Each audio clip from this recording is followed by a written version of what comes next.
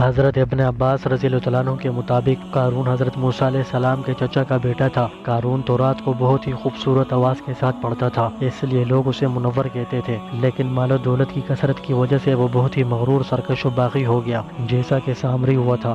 قارون کے خزانوں کا حال یہ تھا کہ اس کے خزانوں کی چابیاں اٹھانا طاقتور مردوں کی جماعت پر مشکل اور سخت دشوار ہوتا تھا، اور کہا جاتا ہے کہ 60 خچروں پر چابیاں اٹھائی جاتی تھیں۔ کثرت مال کے باوجود وہ بہت ہی کنجوس اور انتہائی درجے کا بخیل تھا۔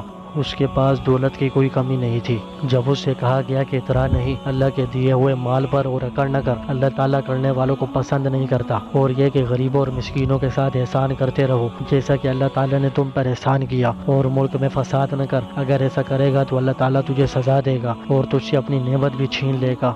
اس ساری نصیحت کا قارون نے یہ جواب دیا، یہ سب کچھ مجھے اپنے علم اور ہنر کی بدولت ملا ہے۔ قارون کے اس جواب سے بہت سے لوگ یہ خیال کرتے ہیں کہ اس کے پاس کیمیا کا علم تھا، یا پھر اس کو اسم اعظم یاد تھا، جس کی وجہ سے اس کے پاس بہت سارا مال و دولت اکٹھا ہو گیا۔ میں کیمیا خیالی اور وہمی چیز ہے، اس سے چیزوں کی حقیقت نہیں بدل سکتی، اور نہ ہی اللہ کی پیدا کردہ چیزوں کے مشابہ ہو سکتی ہے۔ اور رہی بات اسم اعظم کی، تو اسم اعظم سے صرف مومن و مسلمان ہی کی دعا قبول ہو سکتی ہے، کافروں کی نہیں۔ اور قارون اندرونی طور پر کافر اور ظاہری لحاظ سے منافق تھا۔ ظاہری طور پر وہ خود کو مسلمان کہتا تھا، تو اس صورت میں یہ جواب ٹھیک نہیں۔ ایک دن قارون اپنی قوم کے سامنے اپنی پوری شان و شوکت اور زیب و زینت کے ساتھ نکلا۔ بہت سے اہل مفسرین نے یہ بات ذکر کی ہے کہ وہ خصوصی لباس اور سواریوں اور نوکروں اور مکمل پروٹوکول کے ساتھ اپنی قوم کے سامنے آیا، اور اپنے لشکروں اور خچروں میں گھرا ہوا، جن پر خزانے کی چابیاں لدی ہوئی تھیں۔ اس وقت حضرت موسیٰ علیہ السلام پہلے کی قوموں کے عروج و زوال کے حالات و واقعات سنا کر قوم کو وعظ فرما رہے تھے۔ جب قارون کو لوگوں نے دیکھا تو بہت سے چہرے ان کی طرف متوجہ ہوئے، اور دنیاوی حرص و حبس رکھنے والے لوگوں نے قارون کو دیکھ کر یہ تمنا کی، کاش ہم بھی اس جیسے ہو جائیں، اور اس کے مال و دولت پر رشک کرنے لگے۔ وہیں فہم و فراست والے علماء اور دنیا سے بے نیاز عقل مندوں نے ان کی یہ بات سنی تو ان لوگوں کو کہا، تم پر افسوس ہے جو ایسا رشک کرتے ہو۔ اللہ کے ہاں جو اجر و ثواب ایمان لانے والوں اور نیک اعمال کرنے والوں کے لیے ہے وہ بہت بہتر ہے، یعنی آخرت میں اللہ کا دیا ہوا بدلہ زیادہ بہتر ہے اور دیرپا اور بلند و بالا ہے۔